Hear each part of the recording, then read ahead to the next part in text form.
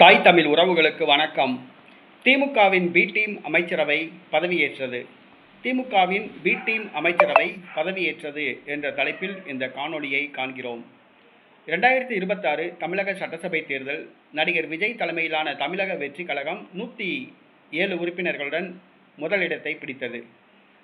ஆட்சி அமைக்க 11 சட்டசபை உறுப்பினர்கள் தேவை. திமுகவின் கூட்டணி கட்சிகளான காங்கிரஸ், மார்க்சிஸ்ட் கம்யூனிஸ்ட் கட்சி, இந்திய கம்யூனிஸ்ட் கட்சி, இந்திய யூனியன் முஸ்லீம் லீக் கட்சி, விடுதலை சிறுத்தை கட்சி ஆகியவற்றின் துணையுடன் திமுகவின் ஒப்புதலுடன் மு.க. ஸ்டாலின் சம்மதத்துடன் ஆதரவு வழங்கினர் தமிழக வெற்றி கழகத்துக்கு.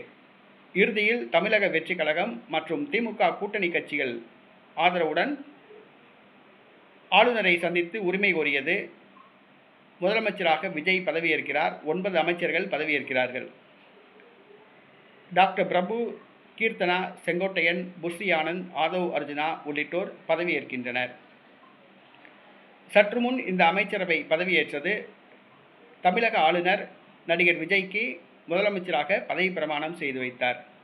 18வது முதலமைச்சராக தமிழ்நாட்டின் 18வது முதலமைச்சராக நடிகர் விஜய் பொறுப்பேற்றுக் கொண்டார்.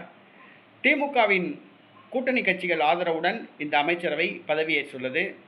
இது திமுகவின் பி டீம் அமைச்சரவை என்று சொல்லலாம். திமுகவின் பி டீம் அமைச்சரவை என்பதால் நடிகர் விஜய் திமுக அமைச்சர்கள் ஊழலை எதிர்த்து வழக்கு தொடுக்க முடியாது. அவர்களுடைய சொத்துக்களை பறிமுதல் செய்ய முடியாது. திமுக ஆட்சியில் நடந்த அவலங்களை தட்டி கேட்க முடியாது. அடுத்ததாக திமுக ஆட்சி திட்டங்களை நிறுத்த முடியாது. ஆக திமுகவின் பி டீம் அமைச்சரவை என்றே சொல்லலாம். தமிழக வெற்றி கழகத்தின் அமைச்சரவை திமுகவின் பி டீம் அமைச்சரவை. திமுகவுக்கு எதிராக தமிழக வெற்றி கழக ஆட்சி ஏதாவது செய்தால், நடவடிக்கை எடுத்தால் திமுக கூட்டணி கட்சிகள் தங்களுடைய ஆதரவை வாபஸ் வாங்கிக் கொள்ளும், ஆட்சி கவிழும். ஆக திமுகவின் பி டீம் அமைச்சரவை நடிகர் விஜய் தலைமையில் தற்பொழுது பொறுப்பேற்றுள்ளது. அவர்களுடைய ஆட்சி எப்படி இருக்கிறது என்று பொறுத்திருந்து பார்ப்போம்.